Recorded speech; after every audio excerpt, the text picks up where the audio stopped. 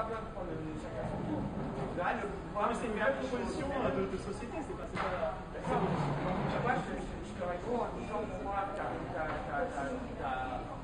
proposition, elle a un sens de crédibilité parce que toi-même, maintenant, tu as le droit et le pouvoir de faire des choses. Mais non, parce que en dehors, je ne t'ai pas écouté, et de deux, j'aurais pas le pouvoir pour les artistes. Bah parce qu'il faut Il n'y a pas à marquer sur la tête. Il n'y a pas un. Elle a dit que c'est un rôle social, que n'importe qui peut pas être artiste. Là-dessus, je ne suis pas d'accord avec elle. Je pense justement au contraire, à la suite de différentes documents qui sont des artistes, il faut simplement. Rapport à quoi avec l'extrême droite ou des machins comme ça? Si, bien sûr. Tout le monde peut être artiste en même temps quand même. Parce que qui écoute? Si tout le monde est artiste, qui écoute? Après, c'est la société qui fait un choix et c'est l'individu qui donne plus de place à cette pratique ou pas. Mais sinon, tout le monde est artiste. Tu veux filmer? Ceux qui ont vécu 60. n'est pas la même. C'est quelqu'un qui est reconnu artiste, quelqu'un qui n'est pas reconnu. Si on prend l'exposition de cocaïne, mettons, l'artiste, il va faire une exposition de cocaïne, ça passe chez tout le monde. Pourtant, il a bien acheté sa coque quelque part. Le type qui se balade avec ses 3 ballons de coke dessus, il finit en tôle. La différence. Il y a un problème. Non, il n'y a pas de problème. La seule différence, c'est qu'il y en a un qui assume son geste et qui le dit en tant qu'art, et le mec qui se balade avec son ballon de cocaïne dans la poche, qui veut juste se signifier une ligne, et qui en a strictement rien à faire, de le montrer. Et bah, qu'il le fasse. Mais attends, excuse-moi, mais sincèrement, le mec, les artistes qui fait de la cocaïne, il risque d'avoir des problèmes. Il y a peut-être des gens c'est plus positif que ça. Alors, je donne un exemple que je ne connais pas bien, que c'est Frédéric qui le connaît mieux. Il y a vous savez que les légumes et les fruits sont répertoriés et il y en a qui sont interdits d'être cultivés.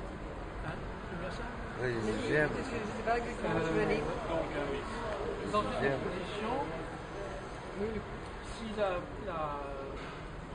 X ou Y avait présenté dans l'enceinte de l'exposition les fameux légumes ou les fameux fruits, ils auraient été... Les plantes, en fait, ce sont les plantes qui sont invasives. L'artiste On n'a pas le droit de présenter ses fruits et ses légumes, qui sont donc officiellement interdits à la culture, il les a présentés comme une œuvre d'art. Donc, alors, évidemment, c'est plus de la cocaïne et tout, c'est pareil. Mais c'est le même principe. D'un côté, ça peut être négatif, d'un côté, c'est positif. Après, est-ce qu'on peut dire de quelqu'un qui est artiste ou pas artiste? Pour moi, ça ne veut rien dire du tout. Ce qui compte, c'est l'intégrité de la personne. Si elle est vraiment intègre et qu'elle fait quelque chose par rapport à elle-même, qu'elle veut transmettre à quelqu'un, là, oui, ça peut être de l'artiste. L'intégrité de la personne. C'est important de le dire, mais ça ne suffit pas. Donc un artiste, c'est quelqu'un qui... C'est son intégrité avec sa vision de l'extérieur, bien entendu. Mais il reste intègre en lui-même, et c'est en étant complètement lui-même qu'il arrive justement au bout de son œuvre et de son art. Oui. Ce sont des valeurs morales, l'intégrité, et les artistes sont des hommes, il peut y avoir des réactionnaires parmi les artistes, la seule type même, je connais quelques-uns, et puis il peut y avoir des gens donc ils sont capables de créer. Je veux dire, ça c'est pas bien ou du mal. Pour moi, il peut y avoir l'artiste qui va amener un message négatif ou positif. Pour moi, c'est plus le positif. Mais ce que je veux dire, c'est que finalement, s'il veut aboutir dans son art, c'est par sa propre réflexion, sa propre observation, sa propre intégrité qu'il a à lui, qu'elle soit bonne ou mauvaise. Quand il arrive à 100% de son travail de lui-même, là, il est artiste. Enfin, moi, C'est la définition de l'artiste, c'est pas une définition individuelle. C'est une définition collective. C'est une construction sociale. C'est pas quelque chose que je décide, tu décides. Parce que la personne qui galère pendant 30 ans parce qu'elle veut faire son art et que tout le monde les met du bâton dans les roues, si c'est un vrai artiste, il va le faire quand même. Il s'en fout de la société. D'un autre côté, par exemple, il pourrait y avoir quelqu'un qui peut être un gros psychopathe et qui trouve très artistique de couper quelqu'un au avec un couteau et d'exposer ses entrailles. Lui, c'est sa démarche. C'est pour ça que je dis l'art, le concept d'art, il n'est pas. Il faut aussi Il qu'il y n'y ait a pas quelqu'un en vraiment face. d'artiste en fait. Pourquoi Il n'existe pas le monde, il existe pas un public. Enfin, le principe d'un artiste, c'est aussi de faire partager aux autres son art. Moi, j'ai l'impression qu'il y a quelque chose qui peut vous mettre d'accord. Mathieu Alexis d'un côté, c'est-à-dire l'artiste, il ou elle peut exister même sans la communauté, par opiniâtreté, dans leur conscience. C'est l'idée que la validation sociale, elle est dans le temps. Et donc, à mon avis, elle ne se trouve pas tout de suite. Donc, il peut y avoir une situation où la personne est perçue comme le dernier ou la dernière des perçue pendant longtemps. Et puis, 60 ans plus tard, en relisant les écrits ou quoi, on se dit c'était un génie. Donc la validation, elle est, comme elle est dans le temps, elle peut arriver après. Et l'élément personnel, à mon avis, moi c'est comme ça, j'entendais ce que tu disais toi, excusez-moi, je suis lent, rapide dans les trucs comme ça, c'est la cohérence. Toi tu disais intégrité, moi je dirais plutôt la cohérence. C'est-à-dire le même acte farfelu, quiconque peut le faire, faire un dessin d'enfant. Si toute ta vie tu fais des dessins d'enfants et à la fin tu inventes un style genre Ben, c'est sa petite signature, la signature à la Ben, tout le monde peut la faire. Et Ben, je peux les mettre sur l'histoire, il a fait tellement longtemps que c'est devenu un style, une grammaire et c'est limité par d'autres. Ça, à mon avis, ça joue, c'est cette sorte de cohérence. Mais Ben n'a pas fait que ça, loin Et ça, c'est vachement dur. C'est vachement dur de plier, de plier toute sa vie à une chose, qu'elle est ridicule ou pas. Ça, c'est vachement dur. Ce que je veux dire, par exemple, regarde, j'ai écrit un livre, j'ai écrit des articles, j'ai écrit des chansons. Je ne me considère pas comme artiste.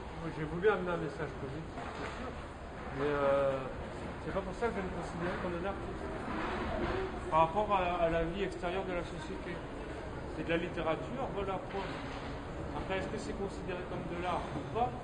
Moi, je m'en fous. Pour moi, c'est très utile, très important, ça me tient à cœur. C'est pour ça que je dis que ça doit être très personnel et très passionné. C'est ça que je veux dire, de la part de la personne. Après, comment elle est reçue, elle s'en fout. Tu vois ce que je veux dire? Monsieur, tu parlais de la validation dans le temps. Si on rentre dans cette notion de validation sociale, mais non seulement la validation dans le temps, mais aussi dans l'espace. Il y a la validation par d'autres cultures, d'autres civilisations. C'est-à-dire pas uniquement une question temporelle, mais aussi une question spatiale avec la validation par de multiples cultures, de multiples civilisations qui considèrent ça comme de l'art. Et souvent, c'est animé par un désir profond de s'exprimer. Et même sans se dire artiste, il va le faire, le gars. Parce que c'est sa nature. Je pense. Son désir, sa nature, c'est ça de parler d'intégrité. En fait. Une part de cohérence, peut-être plus. Si je peux intervenir, dans l'espace et le temps, à travers l'espace-temps, un artiste, on fait du pognon quand il est mort. Généralement, il crève de faim. Après, une fois qu'il est mort, on fait du pognon sur... Ça existe, souvent, c'est pas... Ça a existé peut-être. Un vrai artiste, pas un mec savant du son âme. Attends, laisse-le. Bon, je développe. On va dire, il y a 2000 ans, il y a 2016 ans, à vitesse lumière, c'est-à-dire 2 secondes, on te clouait. Bon, après c'était le bûcher pour hérésie. Bon, après ils ont inventé la guillotine. Bon, après c'était la chaise électrique. Bon, maintenant c'est les benzodiazépines. Voilà, c'est la camisole chimique. Bien le dire quand même. Les mecs qui marchent chez Robocop, ils sont bloqués. Et dans tout ça, alors c'est pas tout pour parler de l'art, c'est du... Je ne suis pas du tout antisémite, juste antisémite errant. C'est quand même dur comme président. On dit qu'il était bien. À partir de Pompidou déjà. Le vieux de 86 ans, il me raconte, il me dit, jusqu'à De Gaulle, ça allait à peu près. Le mec, il me parle, bientôt il pleure. Il raconte pas des conneries, il a vécu le vieux, il le sait. Et il dit à partir de là, tous les vautours, tous les machins à pognon. En fait, après, c'est que du mensonge et de la corruption. Rocard est mort, ok. J'étais de la 89-10. C'était, à l'époque, c'était Mitterrand-Rocard. Des putains d'enveloppes de blagues que tu crois pas, mais tu crois pas. Même moi, j'étais attaché ministériel, parce que l'Antenois, ça sonne bien français. Tu vois. Je me suis retrouvé à l'école militaire, à Matignon, à tout ça. Même au bout de 16 coupes de champagne, c'est comme à l'inauguration du cyclotron, j'ai vu ça. Et j'ai vu le mec sur les stéroïdes, là, les conférences, c'est costaud. Bon, tout ça pour dire.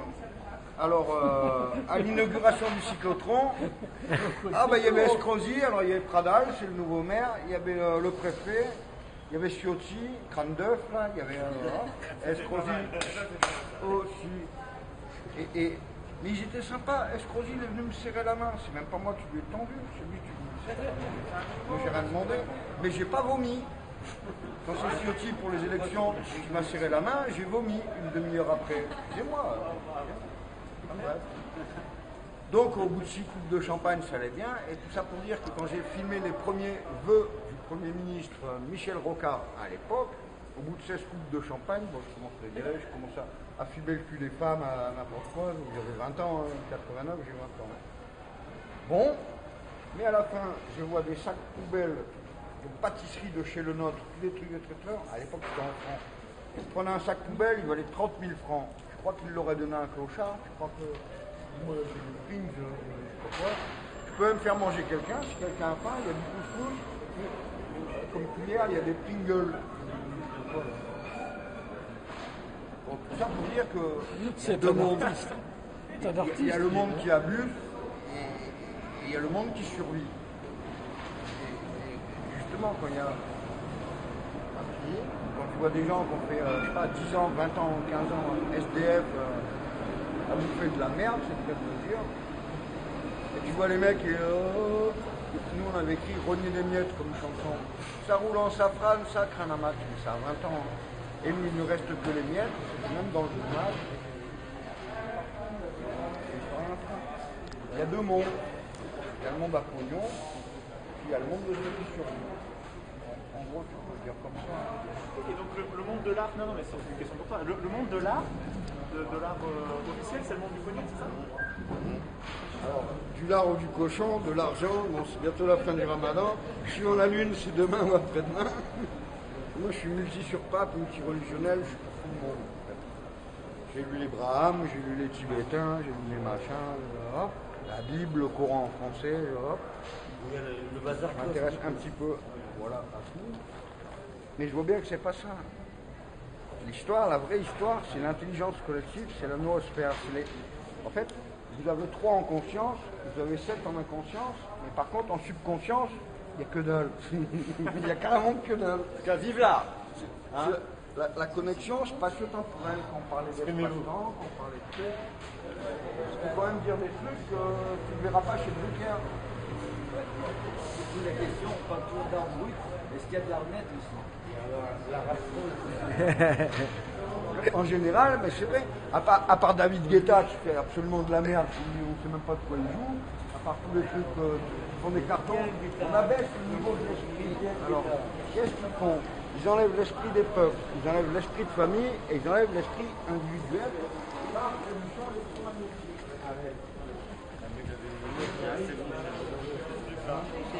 Par pollution électromagnétique, ils vous vident le cerveau.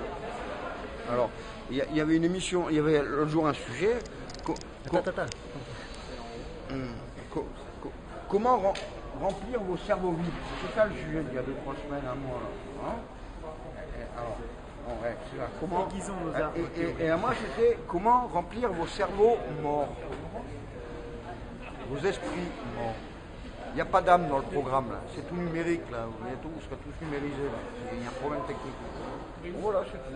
Pour moi, ça va. Bravo. Mais toi j'aime bien quand tu parles, c'est bien. Bravo. Moi j'ai à peu près le même niveau guitare, basse, batterie. Bon, je fais un peu de clavier. Vendredi il y a répète, vendredi je serai pas là. Bon, tout le monde se tire, j'ai dû gonfler tout le monde alors. Bon, heureusement, lui il a bien filmé, papy il a bien filmé, voilà. Excusez-moi de vous déclarer un certificat de chevalier galactique temporel, parce que c'est le New CGT. C'est autre chose, c'est pas la CGT. La CGT. C'est le CGT. Le CGT. Malgré tout, j'étais CFDT. Ouf, à feu vert de terre. Oh. Et moi je voulais une réponse de...